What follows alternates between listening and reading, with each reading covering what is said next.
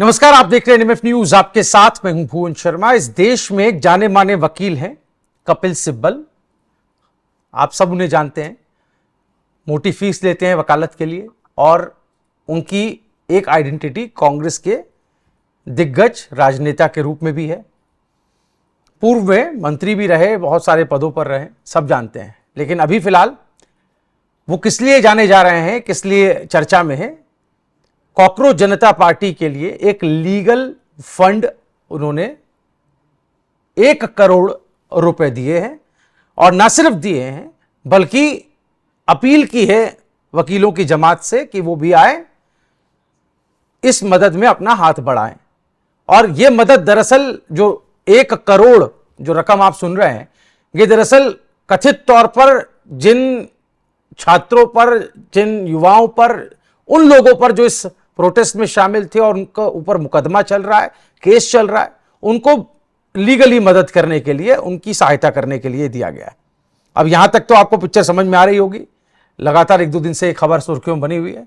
लेकिन इस पर एक सवाल आरटीआई एक्टिविस्ट अमित तिवारी जी ने उठाया है, जो इस वक्त हमारे साथ है। बहुत बहुत स्वागत है अमित जी आपका एक बार फिर से एनएमएफ न्यूज में आपका। और आपने सवाल उठाया कि ये पैसा तो दिया जा रहा है, ठीक है, इस देश में संविधान है, लोकतंत्र है, फ्रीडम है, आप कुछ भी कर सकते हैं कानून के दायरे में रहकर जी। लेकिन किसी की मदद करने पर आखिर सवाल कैसा, या सवाल किस बात का, आप ही से समझना चाहते हैं।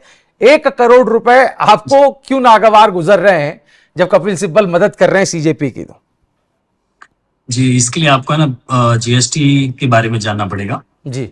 जब जीएसटी का कानून आया था देश में, तो उसके बाद जो आपके एडवोकेट हैं, इन्हें एग्जम्प्टेड रखा गया। एग्जम्प्टेड मींस ये फीस जो भी लेंगे, इसमें इन्हें फीस पे नहीं करनी है, उस पर जीएसटी नहीं भरना है। ओके। ये पे करना है उनके क्लाइंट को। ओके। अच्छा, वो भी क्लाइंट को कब? जब 20 लाख से अधिक का अगर है तो, या फिर client already GST number registration ले रखा है तो।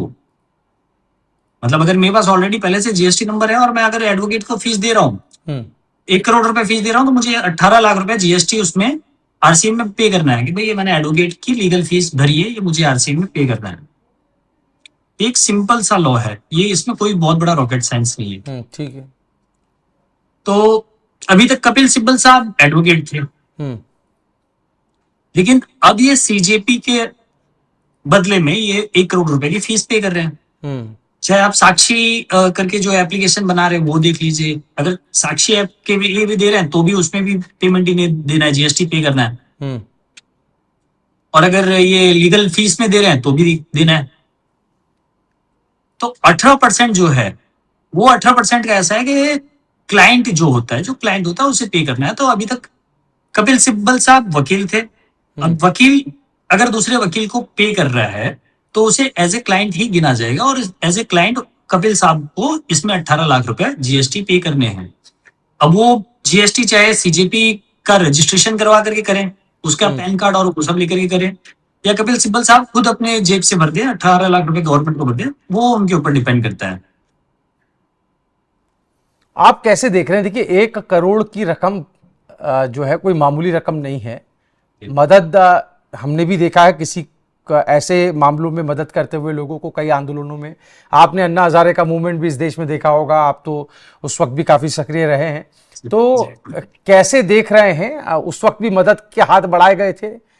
क्या अंतर है, क्या फर्क आपको नजर आ रहा है? उसमें कोई दो राय नहीं। कपिल सिब्बल जो है वो मोटी फीस लेने वाले वकील हैं और खानदानी आदमी हैं, बहुत पैसा उनके पास है, बहुत शोहरत उनके पास है। तो 1 करोड़ उनके लिए हो सकता है कोई बड़ी बात ना हो, लेकिन इस देश की आम जनता के लिए, करोड़ों लाखों लोगों के लिए बहुत बड़ी रकम है।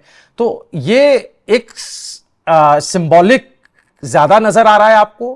क्योंकि अगर सिंबॉलिक ही था तो वो कम रकम के साथ भी शुरुआत कर सकते थे, या अगर सिर्फ लीगल फंड ही बनाना था एक, तो वो अप्रोच अलग भी हो सकती थी। मैं बस ये जानना चाहता हूं आपसे। वैसे तो मैं एक पुरानी घटना आपको याद दिलाता हूँ। जब अन्ना आंदोलन हुआ था उसके बाद एक पार्टी बनी थी, बहुत क्रांतिकारी पार्टी थी, जन लोकपाल लाना चाहते थे, लेकिन गलती से कुछ लोगों ने उन्हें जन ठोकपाल दिया। तो उसमें क्या हुआ था, उस समय भी आपने देखा होगा कुछ बड़े सुप्रीम कोर्ट के वकीलों ने वहां पर ये कहा था कि मैं 1 करोड़ रुपए दे रहा हूँ, मैं 2 करोड़ रुपए दे रहा हूँ, मैं 4 करोड़ रुपए दे रहा हूँ। तो ये क्या होता है जानते हैं, ये एक स्ट्रेटजी होती है, मार्केटिंग होती है। अच्छा। देना तो है उन्हें, वो कहीं से भी हो सकता है लाकर के। मैं कह रहा हूँ, मैंने कह दिया कि चलिए मैं राम मंदिर में पैसे दूंगा, मैं चंदा दूंगा, मैंने 1 लाख रुपए का दिया, कह दिया मैंने। अब सुबह में अलग अलग पेपरों में छपना शुरू हो गया, अरे अमित तिवारी जी 1 लाख रुपए दे रहे हैं, 1 लाख रुपए दे रहे हैं। हम्म 10 जन का फोन है, अरे भैया क्या बात है। फिर अमित तिवारी जी कहेंगे भैया ऐसी ऐसी बात थी, जबरदस्ती हमसे बोला गया कि 1 लाख रुपए देना है, अब कुछ व्यवस्था आप भी कर दीजिए। तो या फिर ऐसा भी हो सकता है ना कि वो वहां पे व्यवस्था दिखी जा रही हो। तो 1 करोड़ रुपए इन्हें देना है, ये तो कंफर्म है। और हमारे राज्यसभा के सांसद हैं, अगर ये पे नहीं करेंगे तो वो तो आने वाले इलेक्शन में इनके एफिडेविट में पेंडिंग दिखाई देगा कि इन्होंने 18 लाख रुपए सरकार के पे नहीं किया। तो शायद हो सकता है कि वो उसमें चुनाव लड़ने में भी कहीं दिक्कत है। अच्छा, पहले तो आपने ये बता दिया कि भाई जो कानूनी जो लेन देन है और जो जीएसटी का हमारा जो कानून है, नियम है, उसके मुताबिक इनको उस पर टैक्स देना होगा। और वो आपने बताया कि उनको खुद ही बियर करना होगा। अगर वो एज अ फर्म दे रहे हैं तो जीएसटी लगेगी फर्म के हिसाब से।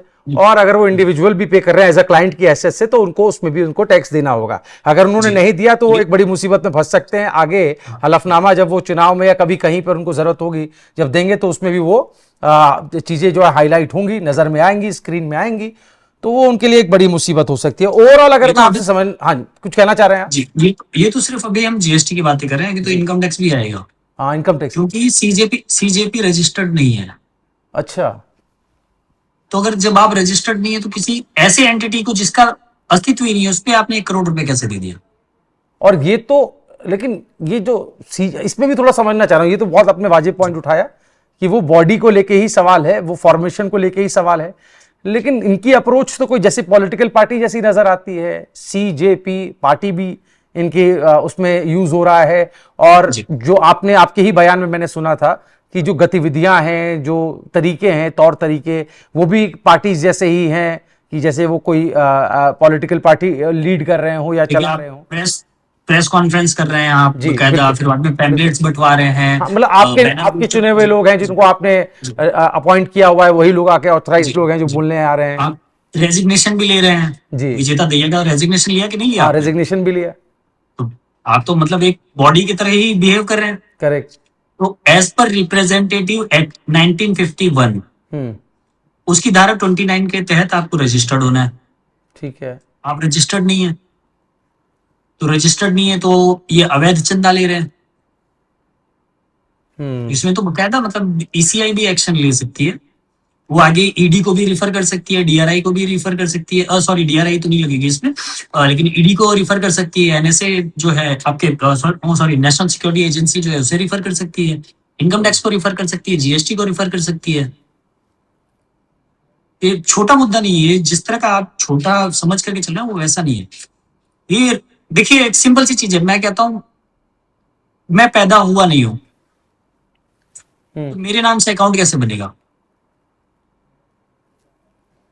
कोई तो बॉडी होगी, कुछ तो होगा। कुछ तो होगा, जाहिर है। और अमित जी, आपने जो तमाम सवाल उठाए हैं, मुझे लगता है कि उस पर अब चर्चा शुरू होनी चाहिए। और आपने बहुत अच्छी बात की है कि आपने किसी सीजेपी की तरह या उन लोगों की तरह जो सिर्फ आकर के शिगुफा छोड़ने का काम करते हैं, वो काम नहीं किया। आपने संबंधित अथॉरिटीज को ही अपनी कंसर्न बताई है, रिक्वेस्ट की है, जो इस पूरे मामले में ऑथराइज्ड हैं, जो इस पूरे मामले में तहकीकात करने के लिए जिनको संविधान ने ताकत दी है, शक्ति दी है। और आपने उन्हीं प्लेटफॉर्म पर अपनी बातें रखी। ये मुझे बहुत अच्छी बात लगी कि ये सिर्फ मीडिया में आकर 2 लाइन कह देना और सुर्खियों में आ जाना इतना भर नहीं है। देखना दिलचस्प होगा कि जो तमाम सवाल आपने उठाए हैं अमित जी, उन सवालों पर क्या जवाब आता है और तहकीकात में क्या निकल करके था। प्लीज सर जी, मैं एक सिंपल सी चीज जानता हूँ। देखिए, मुझे कपिल सिब्बल जी बहुत बहुत आदरणीय, मैं जानता हूँ कि अगर ये 18 लाख रुपए की बात है ना तो वो भर भी देंगे जी। आप लिख करके ले लीजिएगा, वो 18 लाख भर देंगे। बिल्कुल। चलिए इंतजार रहेगा ये राज्यसभा सांसद है, वो देख लीजिएगा, वो भर देंगे वो ये वीडियो। मतलब जनता हाँ के जी, लिए है। उम्मीद करते हैं ये वीडियो लोग इतना शेयर करेंगे कि कपिल सिब्बल तक भी पहुंचे और उनके जी। जवाब का भी इंतजार रहेगा, और अगर वो भरते हैं तो वो खबर भी एनएमएफ न्यूज आप तक जरूर पहुंचाएगा। बहुत बहुत शुक्रिया तिवारी जी आपका हमारे साथ जुड़ने के लिए। आगे भी जुड़ेंगे और मुद्दों के साथ। फिलहाल के लिए बहुत शुक्रिया। और एनएमएफ न्यूज के तमाम दर्शक इस वक्त जो ये वीडियो देख रहे हैं, आपका क्या कुछ कहना है, अपनी राय बेबाक तरीके से कमेंट कीजिए। वीडियो पसंद आया तो उसे ज्यादा से ज्यादा शेयर कीजिए। देखते रहिए एनएमएफ न्यूज। नमस्कार।